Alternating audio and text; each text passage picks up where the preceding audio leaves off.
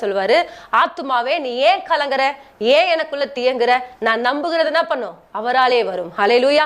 அது மாத்திரம் இல்ல, ஆத்மாவே என்ன பண்ணு, கர்த்தரை நோக்கி அமர்ந்துரு. ஹல்லேலூயா. இப்ப பாருங்க, நிறைய இடங்கள்ல ஆத்மாவை பார்த்து தாவீது பேசிக்கொண்டே இருப்பார். ஹல்லேலூயா.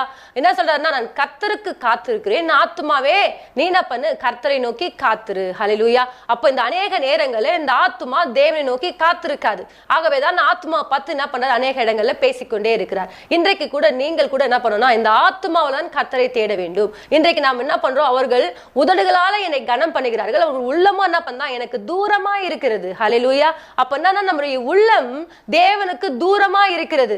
அப்போ தேவன் எதைத்தான் விரும்புகிறார், ஆத்மாவை தான் தேவன் விரும்பி கொண்டிருக்கிறார். இந்த ஆத்மா தான் சொல்றாரு, முழு இருதயத்தோடும் முழு ஆத்மாவோடும் உன் முழு பலத்தோடும் உன் தேவனாகிய கர்த்தரிடத்துல அன்பு கூறுவாயாக என்று பிரதான ஒரு கட்டளை. இப்ப பாருங்க, முழு இருதயம் முழு